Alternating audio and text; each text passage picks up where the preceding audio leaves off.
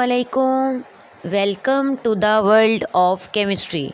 Hope so you all will be fine. Bismillahirrahmanirrahim. Today's our topic is how to write a chemical formula. Basically आज के lecture में हम ये सीखेंगे कि अगर हमारे पास किसी कंपाउंड का जो केमिकल फार्मूला है हम वो कैसे बनाते हैं, यानी कैसे लिख सकते हैं, उसका तरीका क्या है। First of all the first step is symbols of two elements are written side by side. कि सबसे पहले हमें ये पता होना चाहिए कि हमारे पास जो एलिमेंट हैं उनके लिए सिंबल कौन से यूज़ होते हैं। जैसे फॉर एग्ज़ाम्पल अगर सोडियम है तो हमें पता होना चाहिए कि सोडियम के लिए Na है, क्लोरीन है तो Cl है, नाइट्रोजन है तो N है, एट्सेट्रा। मतलब हमारे पास एलिमेंट के सिंबल्स हमें पता होने चाहिए। तो उन एलिमेंट्स के सिंबल्स को हमने इस तरह से लिखना है, then positive ion first and negative ion later. कि हमारे पास जो पॉजिटिव है वो पहले आए और नेगेटिव बाद में आए। अब यहाँ पे स्टूडेंट्स बात ये है कि हमें कैसे पता चलेगा भाई एक सोडियम के पास जो है वो पॉजिटिव चार्ज है या उसके ऊपर नेगेटिव चार्ज है। तो इसके लिए बेटे हम करते हैं इलेक्ट्रॉनिक कन्फिगरेशन।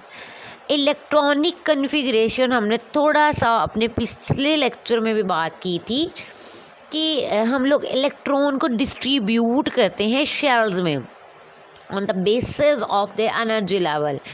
जिससे बेटे हमने थोड़ी सी बात की थी कि पहला जो शेल है उसमें पहले 2, फिर 8, फिर 18, 32 और 32। इस तरह से हमने इलेक्ट्रॉन जो हैं वो अरेंज करने होते हैं। अब जैसे बेटे नाइट्रोजन है तो नाइट्रोजन में टोटल 7 इलेक्ट्रॉन्स होते हैं। तो पहले में 2 आ गए, दूसरे में 5 बचे। तो अब दूसरे में तो होने चाहिए थे 8, लेकिन कितने हैं हमारे पास 5। इसका मतलब कि इसके पास 3 इलेक्ट्रॉन कम हैं।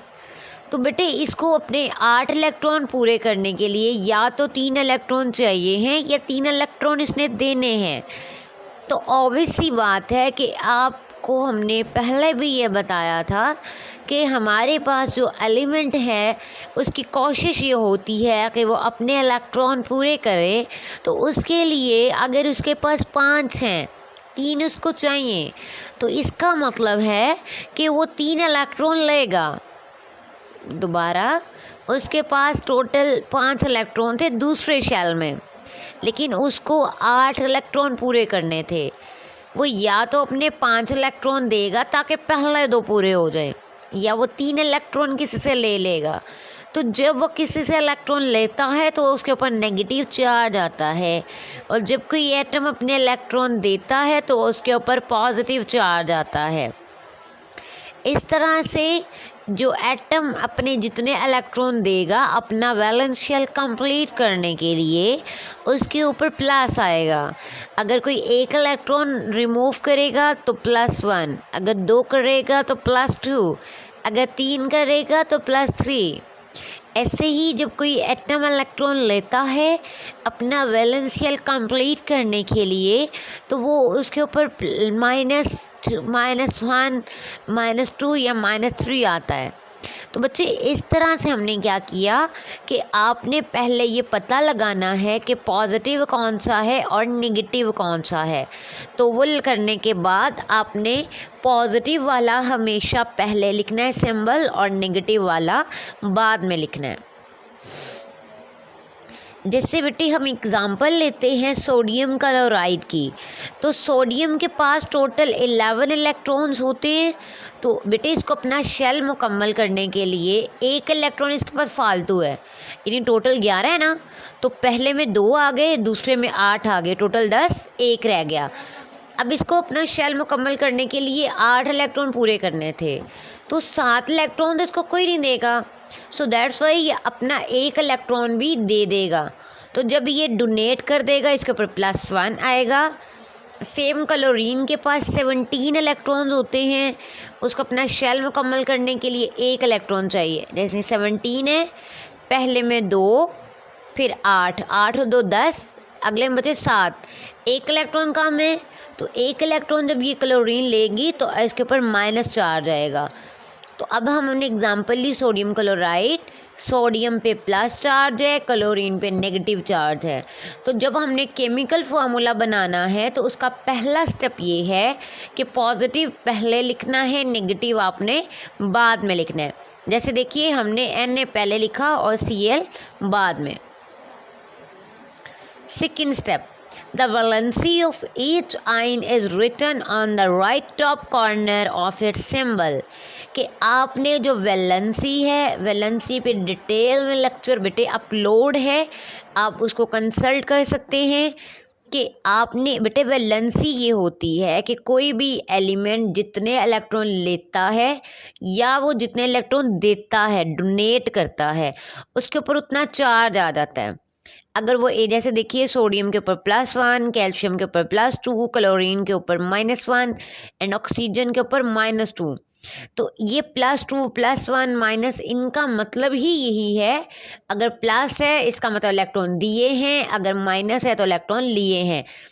तो फर्स्ट स्टेप में आपने पॉजिटिव पहले नेगेटिव बाद में लिखना है। सेकेंड स्टेप में बेटे आपने उनकी जो जो वैलेंसी है, यानी +1 है, +2 है, -1 है, एट्सेट्रा, वो आपने उसके ऊपर लिख देनी है राइट साइड पे on the top of the element. Third step है कि हमारे पास जो वैलेंसी है of ion is brought to the lower right corner of the ion by cross exchange. कि आपने क्या करना है, उनकी वैलेंसी को एक्सचेंज करना है। जैसे बेटे देखिए सोडियम के ऊपर +1 है, Cl के ऊपर -1 है। यहाँ पे बेटे 1 को हम मेंशन करें ना करें कोई इतना फ़र्क असर नहीं होता। तो बेटे सोडियम के ऊपर प्लस था, वो क्लोरीन के नीचे आ गया, क्लोरीन का माइनस सोडियम के नीचे आ गया। यानी हमने एक्सचेंज कर लिया ऊपर से दूसरे एलिमेंट के नीचे तक, यानी क्लोरीन के जो ऊपर था वो सोडियम के नीचे और जो सोडियम के ऊपर था वो क्लोरीन के नीचे। सेम ऐसे कैल्शियम क्लोराइड में Ca जो है +2 वो Cl के नीचे आ गया और जो Cl है -1 वो उसके नीचे आ गया। तो केमिकल फार्मूला में हम माइनस नहीं लिखते इस वजह से। अब NaCl में +1 और -1 जो है वो कैंसिल हो गए और देन हमारे पास क्या बच गया, NaCl। बट कैल्शियम क्लोराइड में माइनस ख़त्म हो गया लेकिन Cl2 जो है 2 उसके साथ रहा। Fourth step, if the valencies are same they are offset and unwrought written in the chemical formula। Same आज हमने पीछे देखा भी कि अगर उनकी वैलेंसी सेम है तो वो नहीं लिखी जाती। जैसे हमने सोडियम क्लोराइड की बात की थी तो सोडियम क्लोराइड में +1 ही था और -1 था, so they will cancel. But if they are different, they are indicated as the same position as in case of the sodium chloride, but both valencies are offset and the formula is written as NaCl। यानी अगर उनकी valency same है वो cancel हो जाती हैं, वो नहीं लिखी जाती। तो NaCl का मतलब जितने प्लस हैं उतने ही माइनस हैं तो वो कैंसिल हो जाएंगे। यानी अगर इस Na के ऊपर +2 होता, Cl के ऊपर -2 होता तो वो नहीं लिखा जाता। लेकिन जैसे कैल्शियम क्लोराइड में एक के ऊपर जो है मतलब +2 था, क्लोरीन के ऊपर माइनस था। एक्सचेंज मेथड से Cl के नीचे 2 आ गया तो डेफिनेटली दूसरी साइड पे 2 नहीं था, सो 2 जो है वो हमारे पास रहा, तो CaCl2 था। If an ion is a combination of 2 or more atom then is called as radical। Radical पे भी लेक्चर अपलोड हो चुका है, आप उसको कंसल्ट कर सकते हैं। तो रेडिकल बेसिकली हमारे पास ये होता है यानी कि हमारे पास ऐसा एलिमेंट, ऐसा एटम, ऐसा ग्रुप ऑफ एटम जिनके ऊपर चार्ज होता है। जैसे सल्फेट पे देखिए -2 है, फॉस्फेट पे देखिए -3 है। तो बेटे ये जो इसके ऊपर नेट चार्ज है बेसिकली ये रेडिकल की वैलेंसी को रिप्रेजेंट कर रहा है। तो हमारे पास बच्चे इसमें क्या होगा कि हम लोग इसमें जो है वो जो उनकी वैलेंसी होती है उसको ब्रैकेट के बाहर लिखते हैं। जैसे chemical formula of aluminium sulphate as written as Al2SO4 3। तो 3 का मतलब ये है कि जो सल्फेट की वैलेंसी तो हमने मतलब देखिए यहाँ पे SO4 के ऊपर था -2 एंड Al की वैलेंसी होती है +3। वो Al का +3 SO4 के नीचे आ गया और SO4 का -2 उसके नीचे आ गया, लेकिन एक साइड पे 3 है एक साइड पे 2 था, सो ये कैंसिल नहीं हुए, ऐसे रहे।